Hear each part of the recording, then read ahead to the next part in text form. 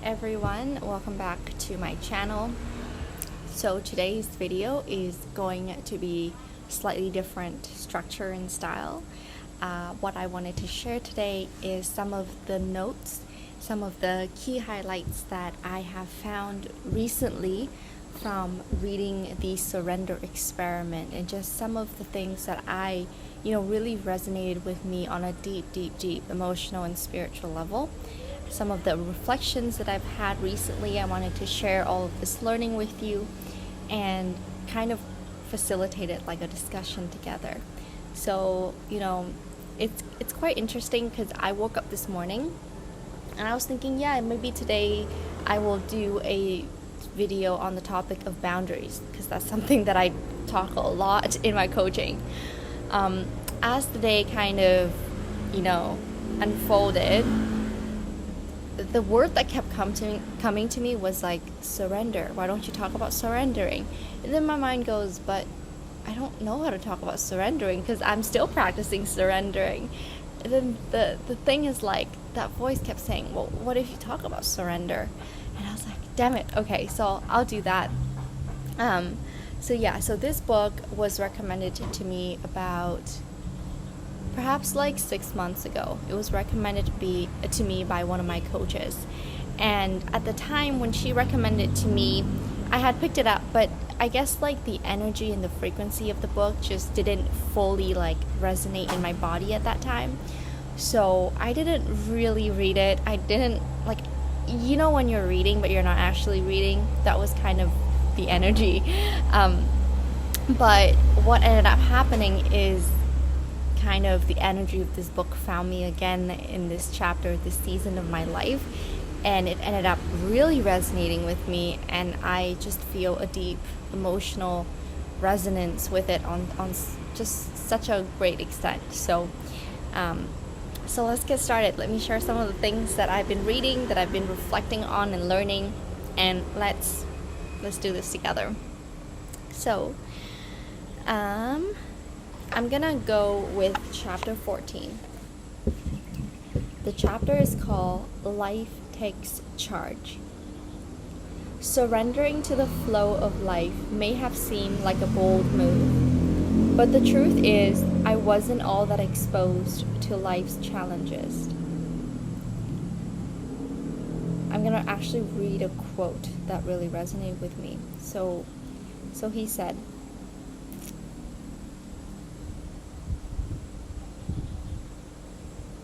so actually I'm going to give a background. He was chosen to be a doctorate student to become a teacher, to teach at a university. But he didn't want to really teach, right? In his mind, he had wanted to devote more of his time to his meditation practice, his yoga practice. He didn't really want to be a teacher and teach students. But this opportunity came and landed on his lap. And so this is what he said. The voice in my head went nuclear. I watched it screaming inside. No, I can't do that. I've dropped out all of this. I need to devote my time to my practices. There is no way I'm going to start pulling down all of my old economic textbooks. I'm done with that. In the midst of all that protest in mind, I remembered my recent commitment to surrender to what life brought before me. That voice I was watching was not my spiritual advisor. It was my spiritual burden. This was the perfect opportunity to get it out of the driver's seat. In that moment, the die had been cast. This great experiment in surrender had truly begun. I was no longer in charge of my life. I really love this excerpt because it just paints so many moments and times in my life where I had wonderful opportunities, and due to my own preferences of likes and dislikes and what I think I should be doing, I ended up declining many of them and only accepting a few. I was have to say I was quite selective, and I only truly selected the ones that, that I was like, I want to do this, I would like to do this, and all the ones that I didn't want to, I declined. So I feel like most of us do that, right? Like most of us have that innate preferences where we go with the preference. But this surrender experiment that he had gone on is the complete opposite. So he would surrender to the opportunities that were landed on his way, and he would say yes to them even when he didn't want to do them. So to me, when I read this, I reflected upon, just how much life is actually there supporting us all of the times. But we are actually the ones that pushed it away. Because there were so many moments in my life where there were jobs that were offered, and there were opportunities that were offered, places that offered me, directions. And it makes me wonder, what if I had taken all of those things? Like, what if I had completely surrendered? Where would I be right now? I would have absolutely no idea. There isn't a sense of regret here, but it's a sense of curiosity. Because I think where my mind goes is, from this moment forward, if I surrender to the energy flow that life is willing to take me on, where would I go? Because I obviously know within my mind where I want to go, right? Like, I think within all of us, we naturally have this sense of direction. Someone can say, I want to be a writer, I want to be a physiotherapist, I want to be a lawyer or a teacher or a coach, right? Like, sometimes we set those directions and they become very specific. But then in a way that creates a sort of limitation, because we are putting a will and a force on that. And it's like, unless we go that way, then, life is not working out for us. But that is entirely not true, because as I'm reading this book, it's like life has a completely different plan. It seems like life has a completely different plan for us. But how many of us actually listen to that plan and actually follow through and going with that flow of life, the flow of the Tao? So that's a really interesting part. The next part. Following the invisible into the unknown, chapter 16. So I'm going to read a couple of sentences. It's quite, it's not a paragraph or anything, but just some of the things that really stood out for me.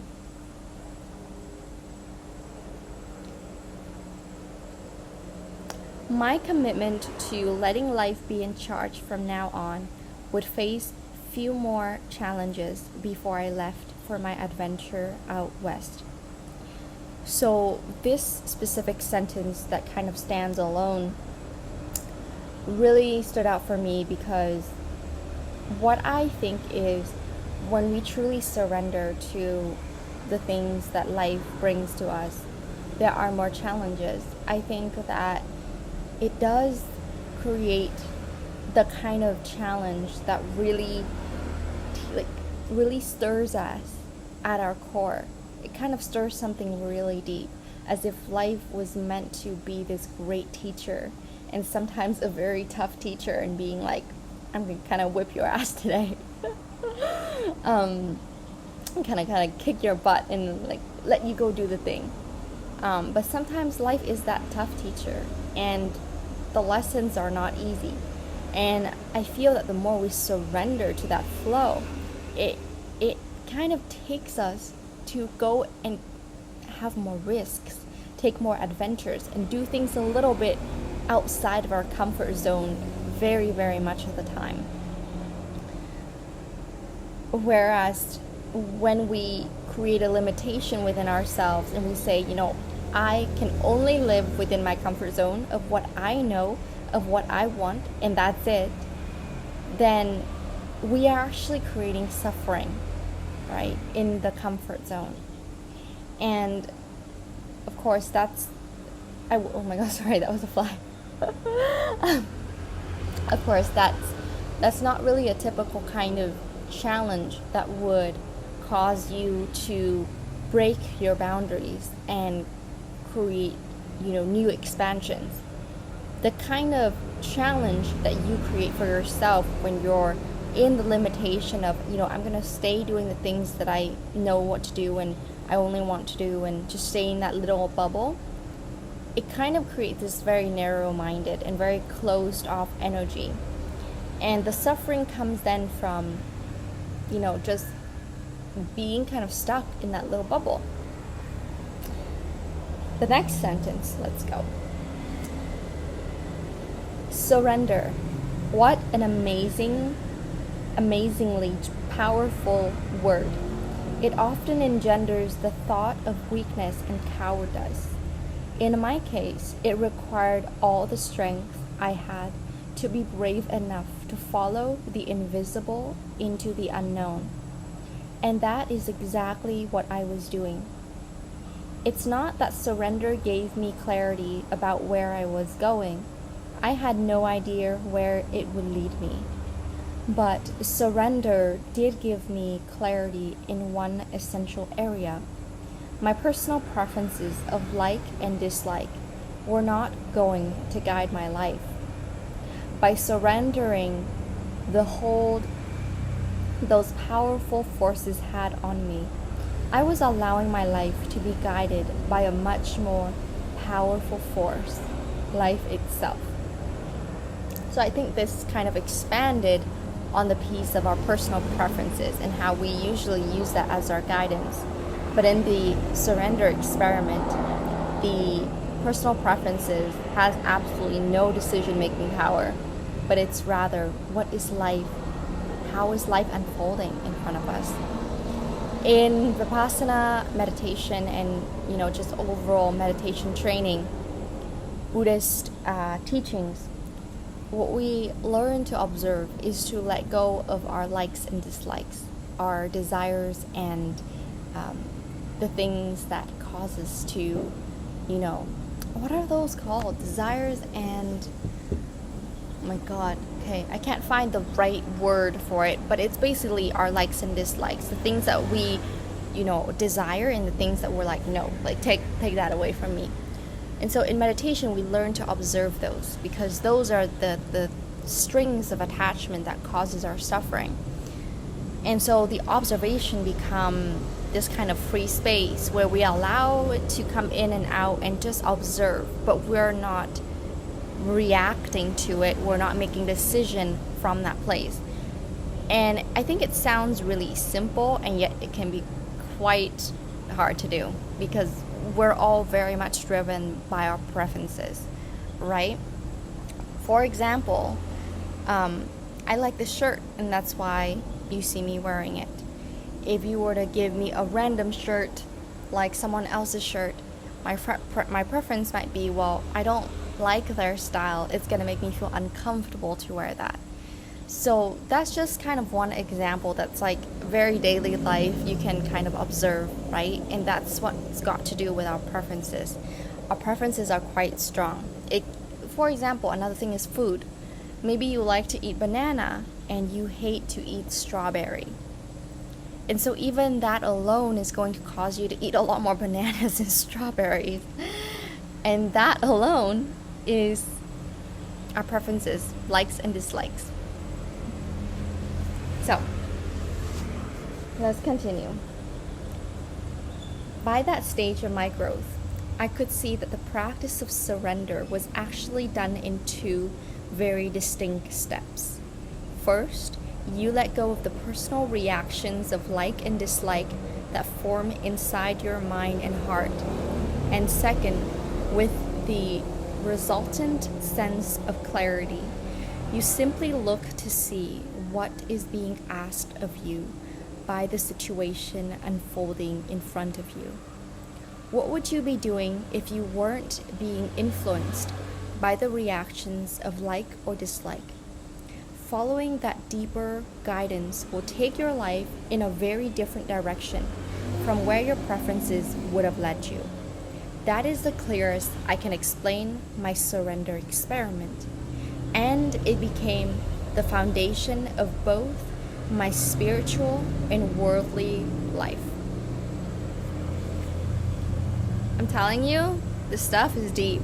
Like, can you just for a moment contemplate with me, what are the events, the opportunities in your life that has unfolded in the past where it just landed on your lap? You know those things where it just came so easy, right? Sorry, I have there's lots of mosquitoes here. I'm scratching myself back and forth. But events in your life that were just landed, right? Opportunities that were just so easy that just it's here is me, a silver platter, I'm serving this to you, you do this. How many of those have you had in your life?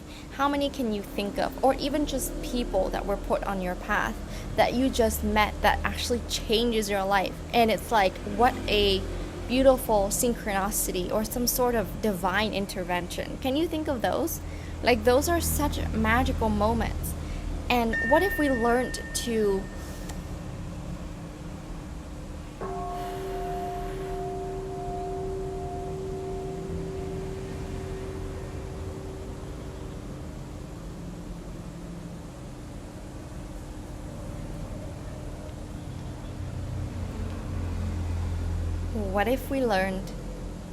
embrace all of them? Instead of using our preferences of likes and dislikes in trying to go against the river flow. How different would life be? And that's kind of the question that stirs up in me. Let's find a couple more.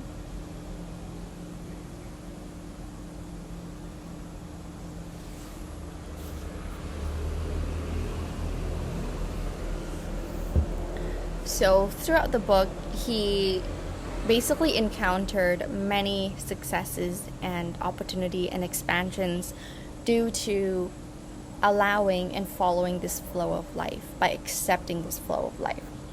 And this is the next piece. What is important from all of this is that if I had listened to my own mind, none of this would have happened. By following the flow of life instead of my own preferences, I was now a carpenter, a teacher, and a published author. Inwardly, I had grown as well. The sharp line I had drawn between the spiritual and non-spiritual had begun to fade. The energy I experienced while teaching my classes at Santa Fe was the same energy I was dealing with in my yoga and meditation. In meditation, that energy would flow upward and lift me away from my everyday self. When I stood in front of a class, the very same energy would explode into a passionate, heartfelt lecture.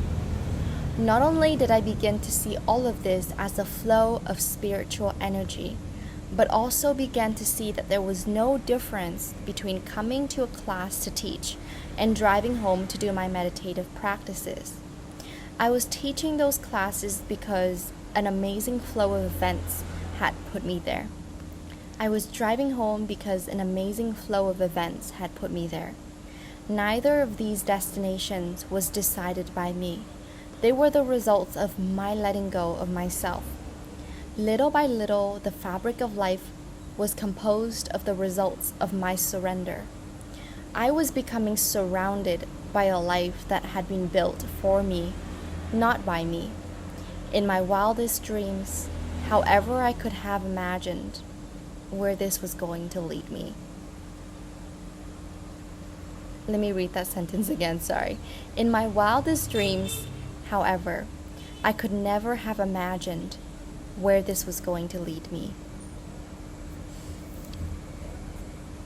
Again, this is the same deeper expansion. I think the message that as I'm reading this to all of you, it's just what if we all surrender to just these beautiful things that just create flow in our life? Like, what kind of life would we be living? You know what I mean? That's a good one. That's a good one. So let's go to the ones that are... Okay.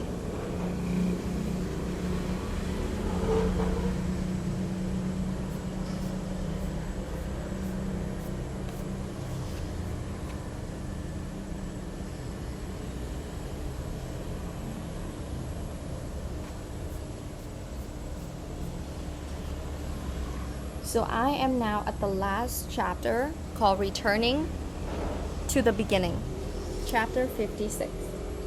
And this ending summarizes a lot of the beautiful teachings. And I'm once again going to read it to you, and we're going to just take it in together. I could clearly see that because I had inwardly surrendered each step of the way, no scars were left on my psyche. It had been like riding on water. The impressions only lasted while the events were actually taking place. Yet in the moment of the actual experience, each twist and turn had reached deep inside me and forced me past foundational fears and personal boundaries. As long as I was willing to accept the purification power of life's flow, I kept coming out on the other side a transformed person. How could I consider this a bad experience when it created such beauty and freedom within me? To the contrary, I stand in awe of all that has happened since I started this amazing experiment of acceptance and surrender. So what he's referring to is actually this really difficult part in his journey where he had to deal with a legal case of somebody stealing from his company. A really big case where you can even search it on Google, Michael Singer versus America. And it's he had to step down as a CEO. He had to deal with a lot of court cases for several years, being accused of basically just dealing with false accusations. But the way that I love that he described this is that when he had learned to surrender each step of the way, no negativity, no negative events could leave any scars on his psyche. Like, that's powerful. That is so powerful. He said it felt like riding on water, and that the impression of that event only lasted when it was happening. And when it was happening, it reached deep inside of him and allowed him to go beyond his fears and his limitations. But when he was willing to accept this purification of power of life's flow, he became a transformed person on the other side. This is beautiful. I think this is why the power of surrendering, not only to the positive, beautiful experiences in our lives, have such incredible, meaning and significance, but also the really, really challenging one. I was speaking to my boyfriend, I think, on this topic probably a year ago, around the time when we first met, that I don't even remember how I think we were texting and I was sending him a picture of the ocean. And I remember him saying this to me and I thought, well, that is so wise. He said that instead of being like the waves on the surface of the ocean, be the peace at the very bottom of it. So the waves on the top, if it can be very wavy, it can be very strong depending on the wind, depending on the weather that day, right? Tsunamis happen not at the bottom, it happens on the top. When the big waves crash into a very, high ground, not enough space for the waves, so it has to go really big off the surface. But at the deep, deep, deep sea, like the ground of the sea, there's so much calmness. And he said that if you can see that you're moving through your life as if you're living at that bottom of the sea where everything is calm and you allow the waves to pass, then essentially you've learned to surrender and just observe the difficult challenges. And you're not reacting to them, you're not being swayed or taken away by them, but you're this calm peacefulness in this experience. And this is how I feel when he talks about his difficult parts in his life, is that he's not like going against himself, but he's just very observant and surrendered to that experience and allowing it to pass like the big waves. And he, like the author, is just this calm, deep peacefulness at the bottom of the ocean. That is very beautiful.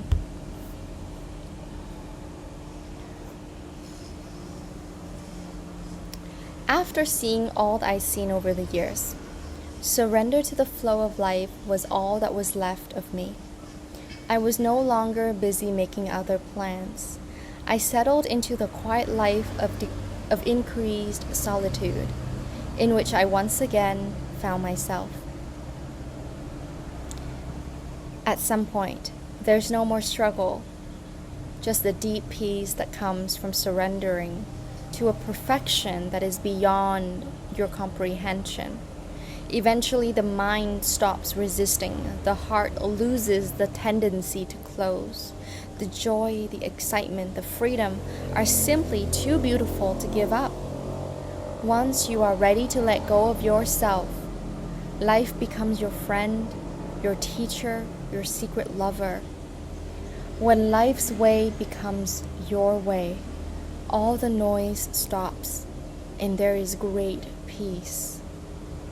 An eternal gratitude for all the experiences we call life. So that concluded the book. I think that is so beautiful. So today, in this video, I don't actually want to share so much about my experience, but I want to leave this beautiful gift that I received from this book, and I'm sharing with you for us to contemplate together, for us to dwell in this energy of surrendering, of the lessons of surrendering, the gifts of surrendering, the spiritual path of surrendering together, for us to contemplate and observe and be in it together. So let's see how this path continues to unfold for each of us. Stay in touch and stay connected with me and let me know how it goes for you. I would love to know. So that concludes the conversation for today. Thank you so much for watching this video, for being here with me. It was a pleasure, and I wish to see you again next time.